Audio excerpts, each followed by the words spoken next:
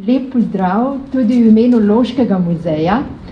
Zdaj, jaz sem pripravila eno kratko predstavitev in sicer samo en delček Franjinega življenja.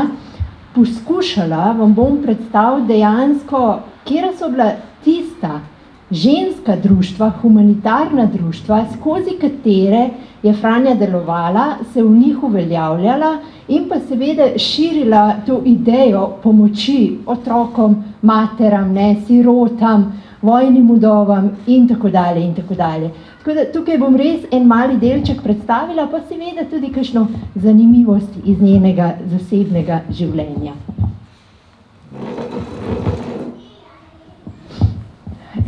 Zdaj, če začnemo kar na začetku, Franja sama je bila rojena 8. februarja 1868. leta. Njena mati Frančiška Arce je umrla, ko je bila Franja stara le 2 meseca. In sicer zgodba gre takole, da je Frančiška nekega jutra sedela s Franjo v naročju pri zajtrku v jedilnici, ko se je nenadoma zgrudila po tleh. Tam sta bila prisotna tudi teta Ajka in stric Franc Lukman, ki sta hitela žensko in otroka pobirati stal, vendar je bilo žal za Frančiško prepozno. Franjina mama je umrla še ne 20 let stara za kapjo. Njen oče, Franjin oče, je bil nadtelegrafist Gustav Košenini, je pa ravno tako umrl dokaj zgodaj, ko je bilo Franji le 3 leta. In sicer njen oče je bil, mislim, da je bil strasten sokol in pa lovec, ki je pa se na enem od teh svojih lovskih pohodov tudi prehladil, dobil pljučnico in ji tudi podlegel. Tako da so dejansko nekako po smrti staršev za Franjo skrbeli več ali manj že omenjene strici in tete. Predvsem teta Josipina oziroma teta Ajka je bila tista, ki je imela res tak pomemben vpliv na Franjino, v bistvu to narodno zavedno vzgojo, če temu tako rečemo. Dejansko je Franjo že od malih nog, mislim, da sem nekje prebrala, že s 6 leti jo je začela voditi na razne gledališke predstave, na razne narodno zavedne dogodke, prireditve v čitalnico recimo. Potem njen stric, Franjin stric Rajko Arce je bil ravno tako zelo zaveden sokol in je Franjo tudi zalagal z raznimi knjigami, s čtivom, z revijami, s časopisi, tako da je že kot mlada veliko brala. Seveda pa ključnega pomena tukaj je bil tudi stric Franc Lukman. On je bil pa predvsem tisti, ki je finančno podpiral mlado Franjo, tudi njeno šolanje in je dejansko bil tudi bogat meščan, trgovec z čipkami. Zdaj, sama Franja se je sicer šolala nekako v uršulinski šoli, meščanski uršulinski šoli v Ljubljani, kjer je pouk potekal predvsem v nemškem jeziku. In ravno zaradi tega je bilo ključnega pomena, da je pa doma živela v tem narodno zavednem okolju. In že v času šolanja v bistvu Franja nastopi prvič tudi javno. To se je zgodilo leta 1883, ko samo Ljubljano obišče cesar Franc Jožef. Takrat je v bistvu ena izmed narodnih voditeljic, to je bila Marija Murnik, tudi organizatorka raznih dobrodelnih, prosvetnih, ženskih društev, je takrat zbrala bolj narodno zavedna dekleta okoli sebe in je ob prihodu Franca Jožefa ga pozdravila. Ta dekleta so namreč uprizorila kmečko svatbo in tukaj je sodelovala tudi sama Franja. Zanimivo je pa tudi to, recimo, da je Franjina teta Ajka prijateljevala samo Marijo Murnikovo in jo v bistvu Franjo na tak način tudi spoznala s to narodno zavedno aktivnostjo. Zdaj, sama Franja je bila sicer zgodaj vpeljana v to družabno in društveno življenje takratne Ljubljane, se pravi druge polovice 19. stoletja, in se je dokaj hitro uveljavljala v samih teh elitnih krogih. V javnem življenju je pa nastopala tudi v vodstvu številnih ljubljanskih, meščanskih, predvsem liberalno usmerjenih društvih. In nekako ravno za konec 19. in začetek 20. stoletja pride, kot smo že omenili pri Mariji Murnik, do tega organiziranja slovenskega ženstva. Nasploh se sicer to ni začelo s Franjo Tavčar, Marija je bila pač, če rečem tako, eno generacijo prej, no, in tukaj ne moramo govoriti, da je šlo to za neko organizirano društvo, ampak Marija je okoli sebe zbirala te narodno zavedne meščanke in jih organizirala pri raznih dobrodelnih prireditvah, pri pozdravih, visokih obiskih recimo in tako dalje. In ko je Marija Murnikova leta 1894 umrla, je seveda njeno mesto prevzela takrat še zelo mlada Franja Tavčarjeva. Čeprav je takratno ljubljansko ženstvo delovalo bolj ali manj brez posebne organizacije in so sodelovali na vseh teh prireditvah, se je ravno zaradi tega za njih uveljavilo tudi ime narodne dame, ne. Moram pa tukaj poudariti, da ta prva generacija organiziranja ženstva slovenskega še ni imela veliko skupnega oziroma se ni še veliko ukvarjala s tem ženskim vprašanjem, ne, kot bomo pozneje videli pri raznih drugih ženskih društvih. Zdaj, če govorimo o ženskih društvih, moramo omeniti tudi tukaj prvo formalno, uradno ustanovljeno žensko društvo. To je bilo splošno žensko društvo, ki je bilo ustanovljeno 1901. leta. Zdaj, namen delovanja je bil predvsem to, da poveže v bistvu vse sloje žensk takrat, ne, Slovenk. In Franja je tista, ki je postala tudi prva predsednica ob ustanovitvi. Namen delovanja je bil pa ne samo, da jih poveže, ampak da dvigne tudi izobrazbo samih žensk takrat, ne.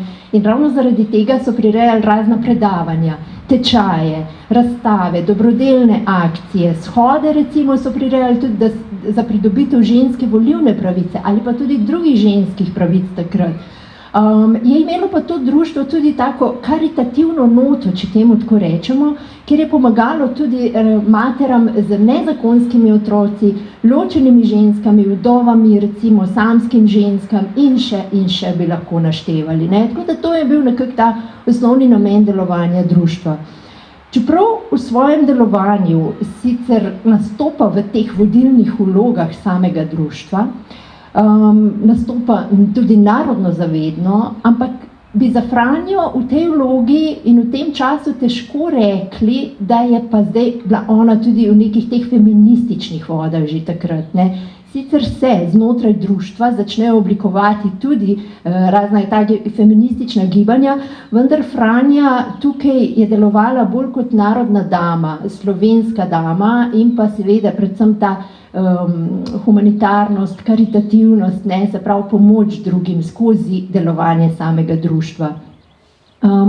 Recimo ena od teh feministk, ki je bila vključena v to društvo in je delovala v tem društvu, Pavla Hočevar, ona je bila učiteljica in publicistka, piše, da nekako v svojih spominih piše, da Franja ni bila dorasla zahtevam novega časa, ne. Čeprav Franja ni delovala na tem področju, na tem strogem feminističnem področju, kljub temu ni ovirala in je podpirala delovanje svojih društvenih kolegic, ne.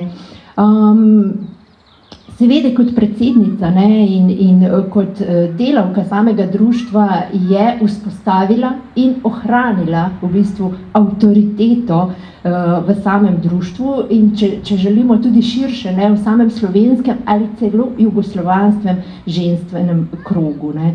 Tako da ostane to v bistvu vse do svoje smrti res taka uveljavljena avtoriteta. Zdaj, še eno zanimivo društvo, v katerem je Franja že zelo zgodaj začela delovati, je bila družba svetega Cirila in Metoda. Zdaj, sama družba je bila ustanovljena 1885. leta v Ljubljani.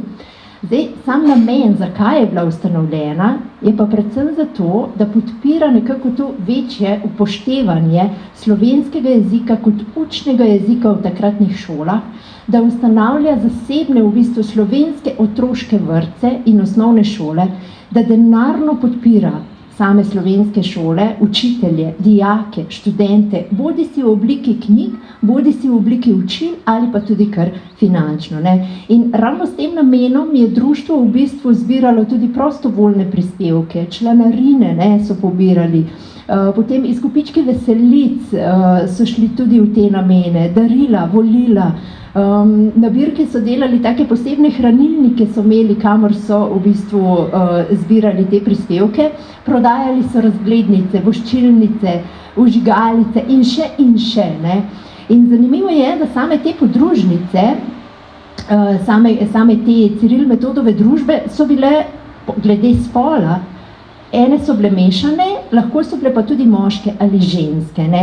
In ravno Franja Tavčar je leta 1894 postala predsednica prve podružnice, prve ženske podružnice Ciril-Metodove družbe v Ljubljani. Seveda je aktivna ostala tudi pozneje, ne, med leti 1918 in 1922 je bila članica vodstva same družbe, od leta 1934 pa celo častna predsednica. Zdaj, kar se tiče samega delovanja, ne, nasploh je bilo znano, da v tistem času, se pravi na tem prelomu 19. v 20. stoletje, so predvsem te ženske podružnice Ciril-Metodove družbe veljale kot tiste, ki so bile bolj uspešne pri samem nabiranju raznih prispevkov in pomoči že omenjenim dijakom, študentom in tako dalje. Ne. Tako da so bile bolj nekako organizirane, delovne in pridne. Zdaj, še eno področje, kjer vidimo Franjo, je pa tudi ženska telovadba. Ne. Sicer konec 19. stoletja, ne, je obdobje, ko se seveda tudi na Slovenskem po vzoru drugih evropskih držav začnejo ustanavljati razna telovadna društva, športni klubi in eden takih, ki je nastal v Ljubljani, je bil tudi Južni Sokol. Leta 1843 je bil ustanovljen po tem češkem vzoru. Ne. Sicer Južni Sokol je bil leta 1867 prepovedan, vendar že takoj naslednje leto je bil ustanovljen njegov naslednik Ljubljanski Sokol. Ne. In nasploh takrat, če rečemo pri teh prvotnih telovadnih športnih društvih, so bila sicer bolj namenjena samim moškim, ne, ker za ženske se še vedno takrat ni spodobilo, da se pač udejstvujejo takih dogodkov, vendar kljub temu se začne pozneje odpirati tudi samim ženskam. Ker dejansko skozi vso to narodno zavedne programe, aktivnosti, gibanja, ne, ki so sploh značilni za konec 19. in začetek 20. stoletja, sta ravno tako telovadba in šport postala integralni del vseh teh gibanj, ne, in ne nazadnje tudi kulture. In počasi se začne odpirati tudi samim ženskim krogom in s tem dejansko ženske dobijo v bistvu še eno polje, na katerem se lahko bodi si individualno, bodi si družbeno bolj uveljavljajo. Dejansko znotraj samega Ljubljanskega Sokola je bil Viktor Murnik, ne, ki ga vidimo tudi na fotografiji v sredini, poleg Franje Tavčarjeve, tisti, ki je prvi tudi javno poudaril korist telovadbe tudi za drugi, se pravi ženski spol. Ne. In seveda sam Sokol je začel zelo kmalu tudi svoje vrste sprejemati ženske telovadke. Je pa treba reči, da v bistvu ženske so učile ženske znotraj samega društva. Ne. Niso bili moški vaditelji, ki so poučevali ženske, ampak so bile ženske tiste, ki so bile zato seveda tudi primerno izobražene. Ampak je pa zanimivo, da sam ta ženski oddelek Sokola se je 1901. leta tudi organizacijsko popolnoma osamosvojil od samega Sokola. In s tem postane prvo žensko telovadno društvo.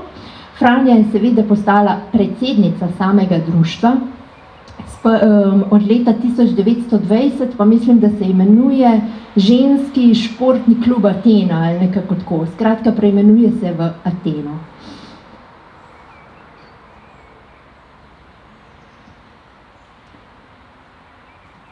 Še eno tako zelo podobno področje, ki je delovalo predvsem na tem karitativnem delu, ne, je bilo Jožefinišče. Zdaj, samo Jožefinišče kot zavod oziroma organizacija ali ustanova je bila namenjena varstvu deklet. Varstvu deklet in delovala je nekako v Ljubljani na Poljanski cesti v tej stavbi, ki jo vidite na fotografiji, med leti 1883 in 1895. Zavod je zgradilo društvo Gospa krščanske ljubezni, medtem ko so ga pa vodile sestre Usmiljenke. Predtem je zanimivo, je v sami zgradbi delovala Elizabetina otroška bolnišnica, imenovala se je pa ta bolnišnica po Josipini. In sicer Josipina je bila vdova krškega mecena Martina Hočevarja. Josipina je namreč izdatno finančno podprla samo ustanovitev otroške bolnišnice, medtem ko pozneje Jožefišče je pa bilo namenjeno dejansko oskrbi deklet, predvsem služkinjam in deklam, ki so bile že obnemogle takrat, ne? In to je bil zavod, ki je potem poskrbel za njih. Zdaj, v bistvu medse so lahko tudi, Jožefišče je v trajno oskrbo sprejemalo predvsem ženske, ki so imele kranjsko domovinsko pravico ali so na Kranjskem bivale zadnjih 10 do 15 let. In kaj so tukaj dobile? Tukaj so dobile seveda stanovanje, streho nad glavo, prehrano, zdravniško pomoč in poudarjeno v samih pravilih, ki vidite tukaj na fotografiji, tudi kopalnico so imele. Seveda so nudili tudi začasno v bistvu bivališče tistim ženskam, ki so iskale še službo, predvsem mladim dekletom po koncu šolanja, ali pa, kar je bilo meni zelo zanimivo, tistim ženskam, ki so bile odpuščene po zdravljenju iz bolnice, pa so tukaj se za nekaj časa nastanile kot nek prehoden dom, če temu tako rečemo, ne. Tukaj tle noter so bile tudi tiste ženske, ki so jih pa nastanili tudi sami delodajalci v tistem času, ne, delodajalci, ki so mislili, da potrebujejo pač samo okrevanje ali pa počitek in tako dalje. Tako da Jožefinišče je bilo zelo, zelo zanimiv zavod. Zdaj, in spet, ne, po nekako prvi svetovni vojni najdemo Franjo kot predsednico bolniškega društva samega Jožefinišča, ne. Seveda pa Franja, poleg skrbi za žensko telovadbo, pa za siroto, deco in tako dalje, najdemo tudi pri tem, da je zelo skrbela za ženski naraščaj. Tukaj imamo fotografijo Mladike in pa Dekliškega liceja, ne. Vzgojno-izobraževalno društvo Mladika je bilo ustanovljeno leta 1906, predvsem z namenom skrbeti za vzgojo deklet, njihovo gospodinjsko in strokovno izobraževanje in njihovo nadzorstvo zunaj šole, kakor tudi nastanitev. In ravno v okviru delovanja samega društva Mladika je imela Franja Tavčar tudi eno izmed bolj odločilnih vlog. Seveda so bile tukaj tudi druge gospe, če omenim Marijo Vesner, Marijo Kokalj. In zanimivo je, da je društvo leta 1907 ustanovilo in odprlo tudi tako imenovani Dekliški licej in internat. Zdaj, sam Dekliški licej, ne, kakšna šola je to sploh bila? To je bila 6-letna splošna srednja šola nekako. Ustanovljene so bile v Avstriji od leta 1900 naprej, v Ljubljani pa prvič že omenjeno 1907. leta. Sem noter so sprejemali deklice po 10. letu starosti in opravljenem sprejemnem izpitu. Zdaj, sam licej je nekako deloval do šolskega leta 1924-25, potem je bil zaprt.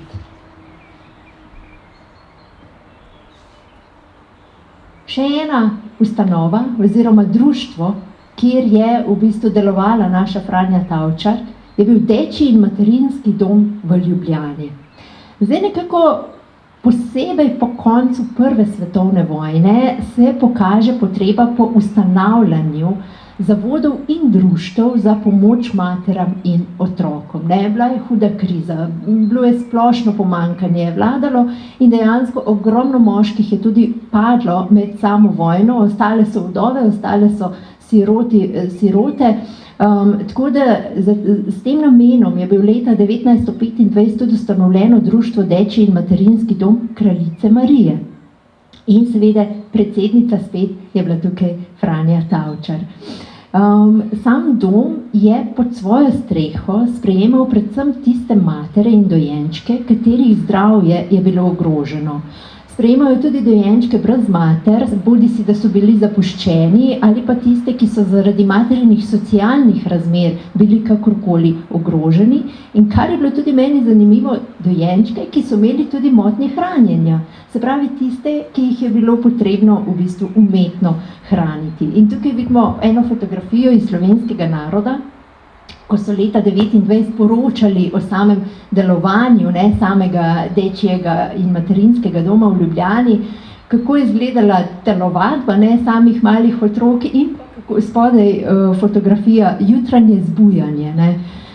Tako da dejansko to je bil kar velik zavod, imajo tudi ambulanto, posvetovalnico in še v bistvu teh za pomoč tako tistim, ki so noter bivali, kakor tudi zunanjim, ki so se lahko prišli posvetovati.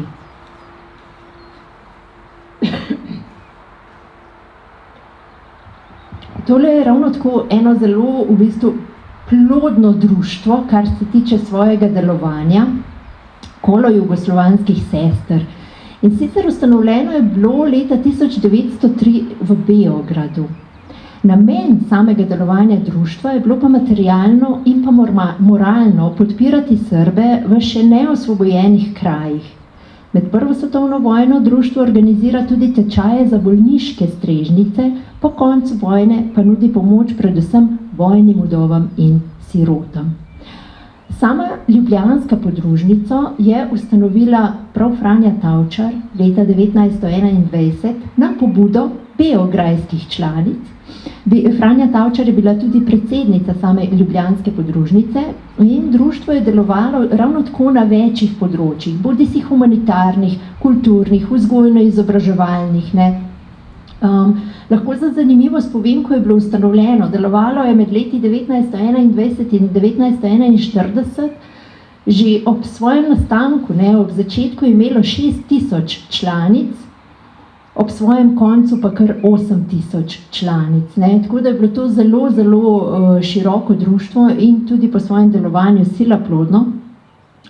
Je bilo pa ta ljubljanska podružnica usmerjena izrazito v bistvu karitativno. Se pravi, vsako leto so imeli akcijo obdarovanja revnejših otrok, potem prirejali so vzgojno-izobraževalne tečaje, tudi srbščine, šivanja, kuhanja.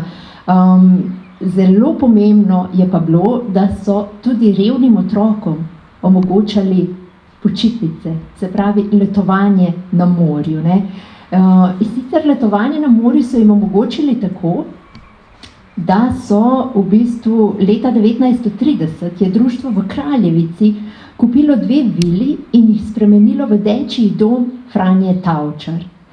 In tja so v bistvu vsako poletje pošiljali otroke na počitnice, okoli 200 otrok, mislim, da sem našla podatek, da je lahko naenkrat počitnikovalo. Kraljevica je pa eno tako staro obmorsko mestece na vhodu v Bakarski zaliv, v bistvu v središču Kvarnerja.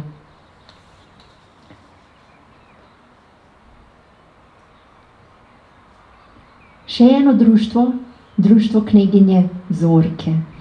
Zdaj, kot vidimo na fotografiji, to je bila kneginja Zorka, po njej je bilo to društvo imenovano, ona je bila mati jugoslovanskega kralja Aleksandra I. Zedinitelja. Ustanovljeno je bilo pa predvsem za pomoč in zaščito narodnega naraščaja, tako v moralnem, kakor v materialnem oziru. Sprva je bilo ustanovljeno leta 1925 v Beogradu, medtem ko v Ljubljani podružnica začne delovati 1931. leta. In spet predsednica ljubljanske podružnice, vemo, da je bila Franja Tavčar. Zdaj, sama ta ljubljanska podružnica se je specializirala pa predvsem za pomoč revnim dijakom. Tudi to področje so poskušali nekako, tudi na tem področju so poskušali pomagati. In ljubljanska podružnica pod vodstvom Franje Tavčar je na takrat imenovani Tirševi cesti, danes je to Slovenska cesta v Ljubljani, je ustanovila internat. In sicer za koga?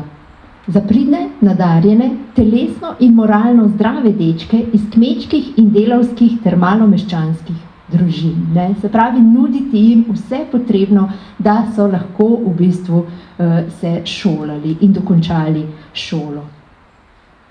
Zdaj, seveda pa nekako ena izmed bolj tesnih sodelavk, predvsem v samem delovanju splošnega ženskega društva, je bila Minka Govekar.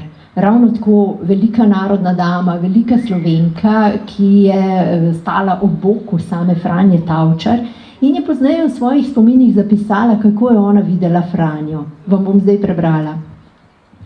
Čudovito je, da prihaja samopožrtvovalno, kamorkoli jo kličejo. Nikoli ni utrujena, nikoli naveličana ali malodušna. V svojem vedno enako gorečem rodoljubju sprejema nespremenjeno mladostno prožna in živahna, na svoje rame voljno vse, kar ji nalaga javno življenje. Ne? Se pravi, bile sta zelo tesne sodelavke in iz teh besed lahko razberemo, kako v bistvu jo je Minka Govekarjeva zelo cenila.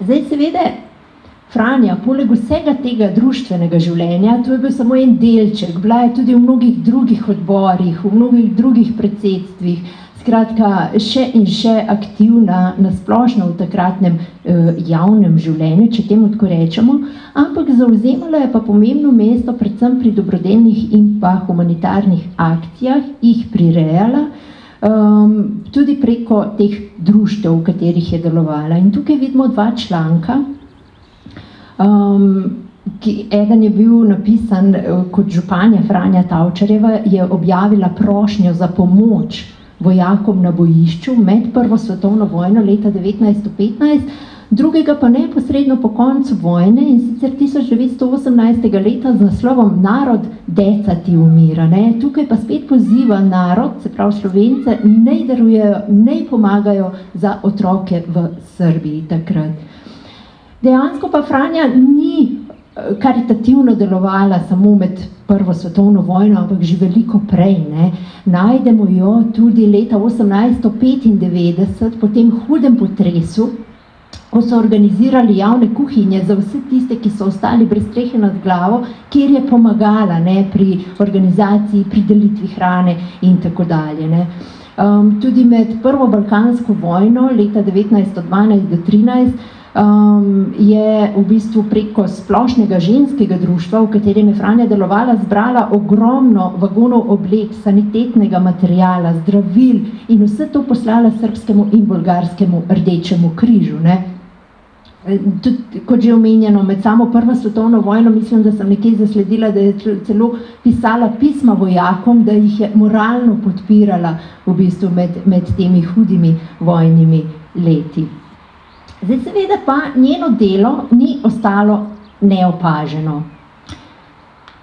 Bila je dobitnica številnih priznanj, številnih odlikovanj. Ne? Tukaj vidimo samo enega od njih, to sicer ni odlikovanje Rdečega križa, ki ga je ravno Franja Tavčar nosila, ampak nekako tako je zgledal v bistvu to odlikovanje. Potem zaradi svojih humanitarnih vseh teh zaslug, ne, se je Franja uveljavila tudi kot prava narodna dama. Odlikovanje Svetega Save, red Svetega Save je prejela, takrat najvišje državno odlikovanje, ne, ampak tukaj je pa prišlo do zapletov. In sicer, odlikovana je bila leta 1910, ampak ob izbruhu Prve svetovne vojne je takratna javnost pritisnila na samo Franjo, da se mora odlikovanje reda Svetega Save odreči. Zakaj? Ker vemo, ne, da Avstro-Ogrska in Srbija sta si med Prvo svetovno vojno stale na nasprotnih straneh. Seveda nekako Franja je to odločno odklonila, celo dame iz Rdečega križa so pritisnile na njo, vendar dosegle niso ničesar, zato so jo izključile iz samega delovanja. Dejansko se je Franja Tavčarjeva takrat zaradi samega javnega pritiska umaknila iz Ljubljane sem na visoko. In tedanji župan je bil njen soprog, ne, se pravi Ivan Tavčar, celo njemu so namignile.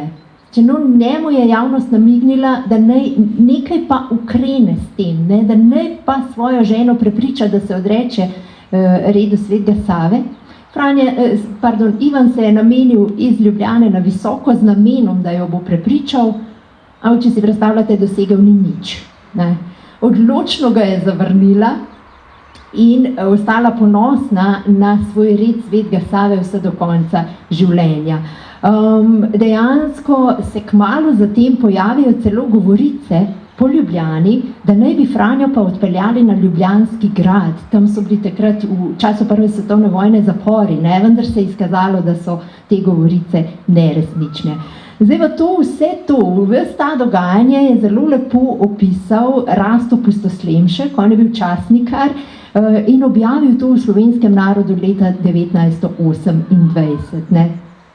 Seveda, poleg Svetega Save je dobila tudi češki red Belega orla, pa bolgarsko odličje, ne, da ne naštevam vse častne diplome, ki jih je dobila tekom svojega delovanja, ne, splošnega ženskega društva, kola srbskih sester, kola jugoslovanskih sester in še bi lahko naštevali. Ne. In če pogledate fotografijo, zelo, zelo rada se je slikala tudi z redom Svetega Save. Seveda ena od teh večjih vlog, ki jo je imela Franja Tavčar, je bila leta 1917, ne, ko je bila ena izmed glavnih pobudnic samega nekako zbiranja podpisov v podporo Majniški deklaraciji. Zdaj, Majniška deklaracija, vemo, da v sami zgodovini Slovencev je eden izmed bolj pomembnih narodno-političnih programov takrat. Gre za politično izjavo samih poslancev Jugoslovanskega kluba, ki jo je v Dunajskem državnem zboru 1917. Leta prebral vodja kluba sam Anton Korošec. In zakaj se zavzema Majniška deklaracija? Zavzema se predvsem za združitev južnih Slovanov v avtonomno enoto znotraj Avstro-Ogrske monarhije. In seveda Franja je skupaj s sodelavko svojo, to je bila Cilka Krek, skupaj sta v bistvu zbrali ogromno, mislim, da okoli 200,000 samih podpisov v podporo sami Majniški deklaraciji in vse te podpise so dali vezati v 7 takih debelih knjig in jih izročili v bistvu doktorju Antonu Korošcu, ki je bil pa predsednik samega jugoslovanskega kluba. To je samo en delček tudi njenega političnega udejstvovanja v tistih časih, ne.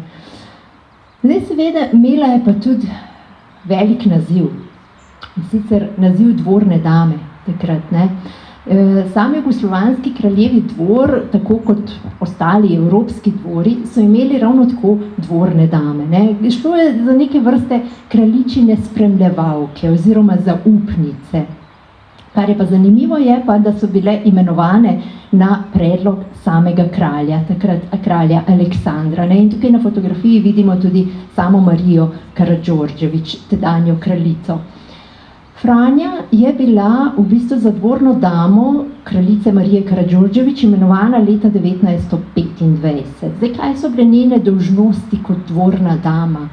Seveda večkrat je bila vpoklicana v Beograd. Ne. Franja je kot dvorna dama tudi morala spremljati kraljico na raznih potovanjih, bodisi na visokih obiskih, ali pa tudi o priložnostih, ko je kraljica prihajala sem v naše dežele, v Ljubljano, na ljubljanski velesejem, na odprtje raznih spomenikov tudi. Ne. Takrat je bila Franja tista, ki se je poklonila in jo sprejela in pozdravila. Ne. Dejansko večkrat jo zasledimo oblečeno tudi v sami narodni noši, kot vidimo na fotografiji. Franja Tavčar, levo na fotografiji, v družbi same kraljice Marije Karadžordžević. In sicer to je bilo o priložnosti, ko se je Franja zadnjič javno pojavila kot dvorna dama. To je bilo leta 1937, ko so na ljubljanskem velesejmu takrat organizirali razstavo slovenskega novinarstva. In sicer ta razstava je bila posvečena 140-letnici izhajanja Vodnikovih ljubljanskih novic in pa 30-letnici organizacije v bistvu samih poklicnih slovenskih novinarjev. Seveda, razstavo samo si je ogledala tudi sama kraljica Marija Karadžordžević, cel čas jo je pa spremljala tudi Franja Tavčarjeva. In to je v bistvu zadnjič, ko nastopi kot sama dvorna dama. Še eno zanimivo zadevo sem pa našla tudi v arhivu v Škofji Loki, kjer je ohranjen fond Ivana in Franje Tavčar. In sicer to je telegram. Telegram, ki ga je kraljica Marija poslala Franji Tavčarjevi, ko je Franja praznovala leta 1928 svojih 60 let, je sprejela številne čestitke. Če si predstavljate, z vseh strani, od vseh društev, od politikov, od pisateljev, od umetnikov, nekaj tega je ohranjenega danes tudi v arhivu, ampak meni je bil zanimiv predvsem ta telegram, ki ga je Marija poslala sami Franji in piše: Gospođi Franji Tavčarjevoj, Ljubljana.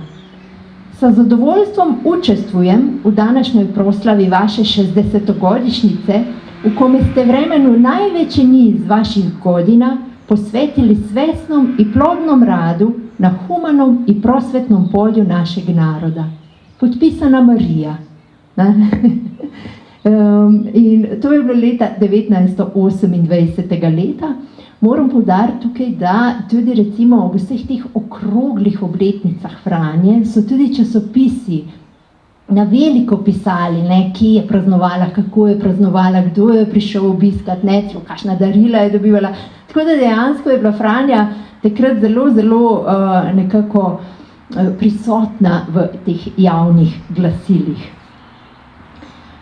Kar se tiče samega odnosa, nam priča odnosa Franje in pa same kraljice Marije Karađorđević, nam priča tudi v bistvu en predmet, ki ga pa hranimo v Loškem muzeju, in sicer to je ta znamenita zibelka, ki jo je družina Karađorđević podarila samim Tavčarjevim. Ampak moram pa tukaj poudariti, tukaj v tej zibelki se niso zibali otroci Franje in Ivana, ampak takrat sta Franja in Ivan bila že dedek in babica, sta imela že vnuke. Kljub temu zelo, zelo lepa zibelka. Zdaj, če ostanemo še malo pri tej 60-letnici Franje Tavčar, leta 1928 je bila prva ženska imenovana za častno meščanko mesta Ljubljane. Tudi ravno tako zelo velik naziv, ki so ji ga takrat podelili. Tukaj vidimo pač ta zapis o samem dogodku. Še en velik naziv, ki ga je Franja Tavčar ob svoji 60-letnici dobila. Zdaj, Franja nekako je praznovala tudi 70-letnico, vendar kmalu potem v bistvu Franja umre. 8. aprila 1938 leta. In če si spet predstavljate, novica o njeni smrti so objavili v bistvu vsi tedanji časopisi. Zdaj, sama Franja je umrla zaradi sladkorne bolezni. Brala sem, da je približno teden pred smrtjo ali majčkeno več, se je stanje zelo poslabšalo, zato je šla v Levnišče, kjer je iskala zdravniško pomoč, jo dobila, in se je stanje rahlo popravilo za dan ali dva, vendar potem spet zelo poslabšalo. In takrat v bistvu so bili v Ljubljano na Breg, poklicani tudi vsi njeni sinovi in pa hčerka. Ivan in Franja sta imela eno hčerko, Josipino oziroma Pipo so ji rekli, da so se prišli od matere posloviti. In res 8. aprila je potem tudi Franja umrla. Zdaj, slovenski narod je pa tudi nekako naslednji dan zapisal: že včeraj ves dan in tudi danes so romale množice ljudi na Breg, da so se poslovile od plemenite žene, ki je bilo vse njeno življenje posvečeno delu za bližnjega in za skupnost. Zdaj, dejansko Franja je ležala v bistvu na Bregu, v hiši na Bregu v Ljubljani, kjer sta bila Ivan in Franja tudi doma. Tja so se prišli pokloniti v bistvu vsa elita takratna, politična, družbena, srednja Ljubljane in pa širše, zadnjič poklon, in nato je bila Franja prepeljana v bistvu na visoko, pokopana je pa tukaj v družinski grobnici. Tako da tako nekako sem poskušala zaobjeti v bistvu njeno to zelo, zelo široko, humanitarno, dobrodelno, društveno, žensko, ne nazadnje delovanje, ne, s katerim je v bistvu zaznamovala nekako ravno ta prehod iz 19. in pa prvo polovico 20. stoletja. Zdaj, sama Franja lahko rečemo, da je v samem tem velikem ženskem gibanju pustila kar precejšno sled.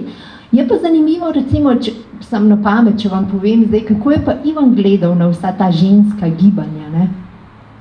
Zdaj takole, nekje sem prebrala en citat, bom probala na pamet povedati, kako je ta žensko gibanje primerjal v bistvu z deročo vodo. Primerjal z deročo vodo, ki sabo dejansko nosi vse, kar je dobrega in vse, kar je slabega, ampak zaključi, pa vendar v svojem jedru je dobro. Ne? Tako da to je bil nekako ta odziv. Tako da jaz bi tukaj na tem mestu mogoče zdaj zaključila. Se vam zahvaljujem za pozornost. Če imate kakšno vprašanje, izvolite. Okay. Če ne, pa hvala lepa.